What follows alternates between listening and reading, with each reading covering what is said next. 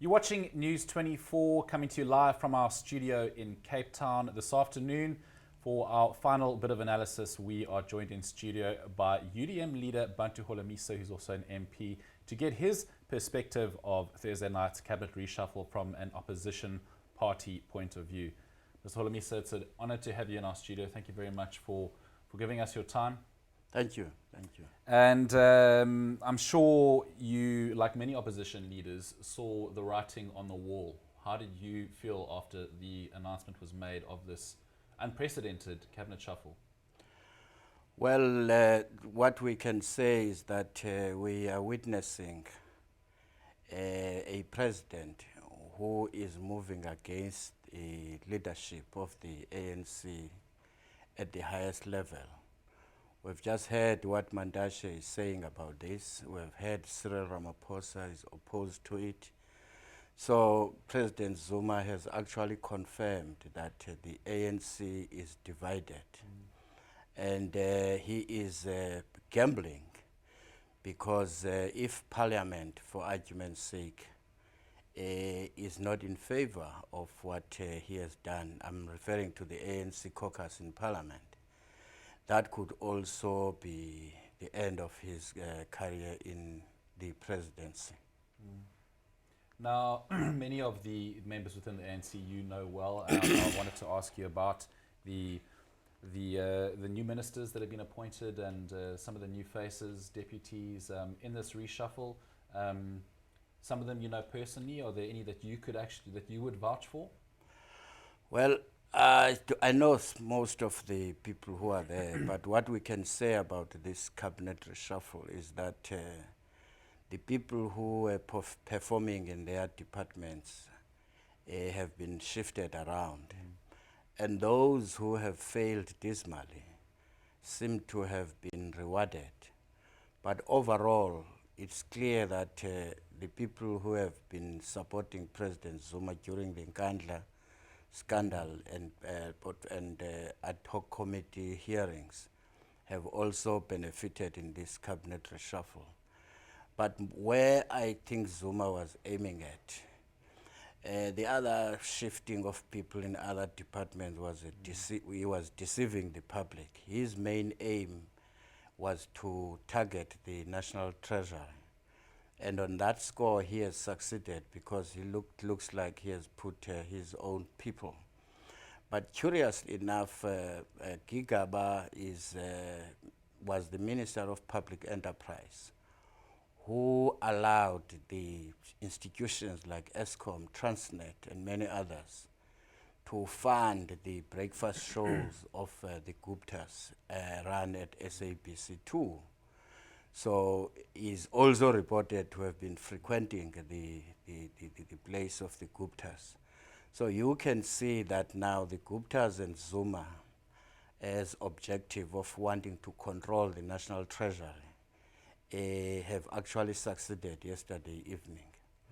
So whether that will last, it will depend on the ANC, whether they have got the guts to address President Zuma head on, to say, if you're going this way, this is where we are going. It's either you or the ANC. Now, what, in your opinion, do you feel this is about? Is this a group of Jacob Zuma loyalists? And what of his talk of radical economic transformation? What about the people of South Africa? How do you feel about that? Well, this is a bunch of people who have been looting the resources of this country, being guided and advised by these Guptas. Now they are going to loot unabated right through until maybe there is a change. So there's nothing we can expect from them. We talk of what economic transformation, but who look at the team which is there, they know nothing about the economy. So this is a bunch of people who are there to loot the resources, have access to institutions like PIC, have access to control of the funds. And so I'm a little bit worried. And also, you must also recall that Pravin and his team were reluctant to that South Africa must spend more money on nuclear research or have nuclear. But if it is true that Zuma has accepted something from the Russians, then we are in trouble. That means these lackeys of his are going to make sure that these contracts which were resisted by National Treasury will see the light of the day. Of course, the big news was the removal of Pravin Gordhan and Libise Jonas.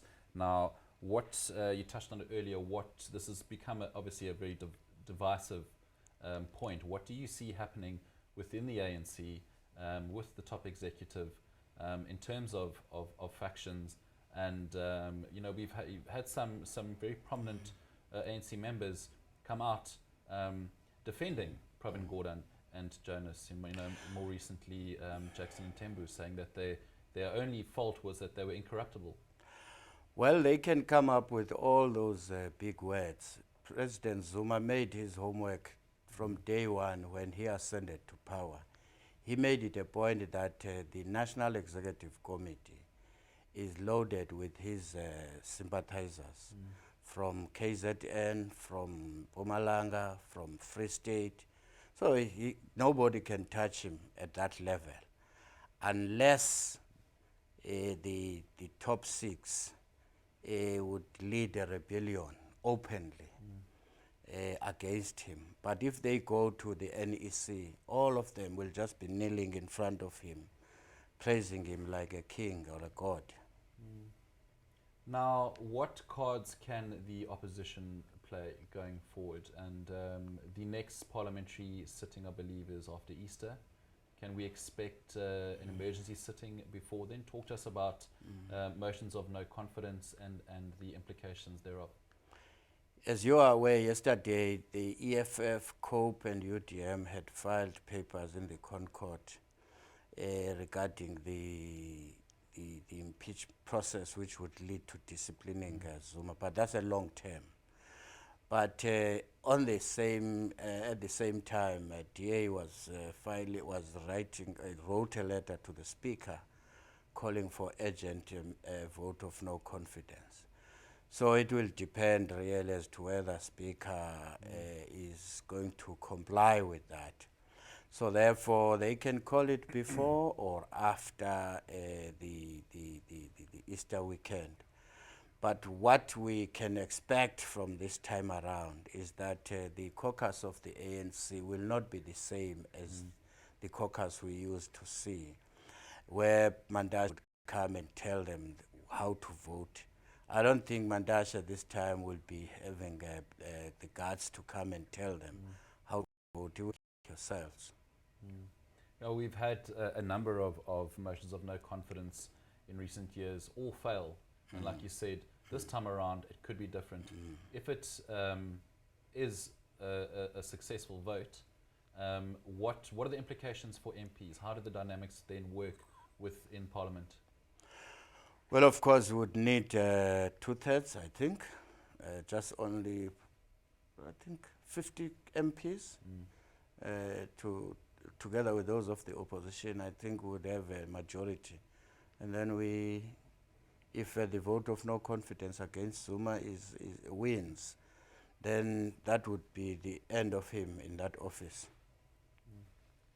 But in terms of then your roles as opposition leaders?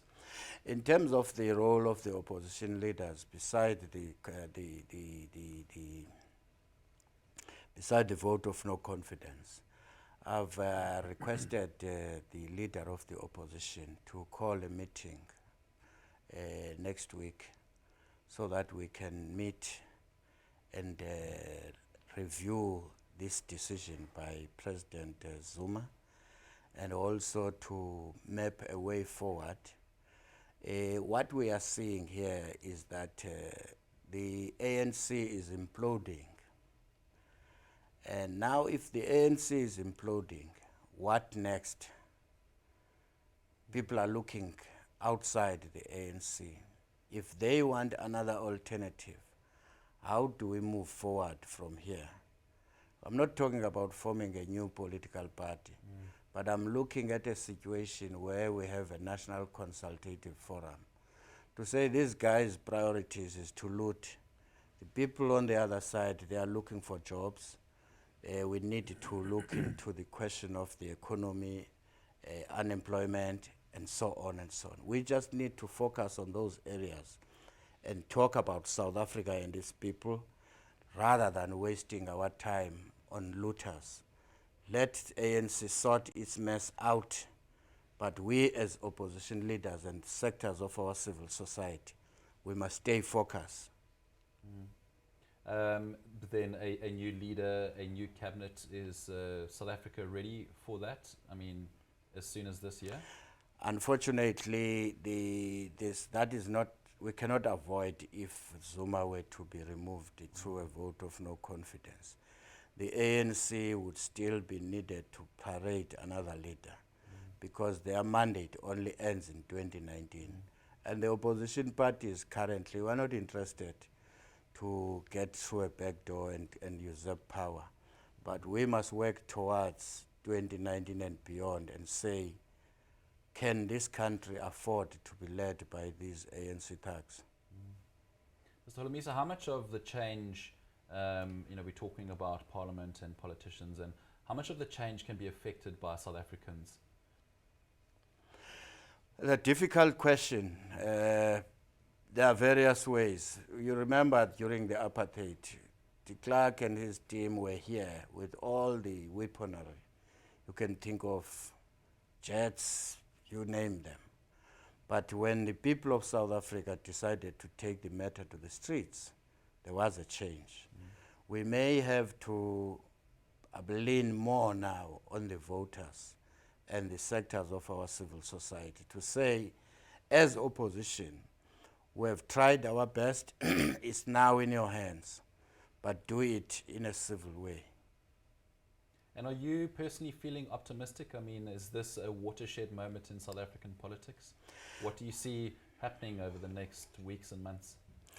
Well, the life will continue. I'm optimistic about the future of South Africa. We are fortunate that this is happening now. In other countries north of us, people would have gone to the bush and started to form resistance movements. But here, if we're still lucky, we have the media, we have the courts, and of course we have a vibrant opposition.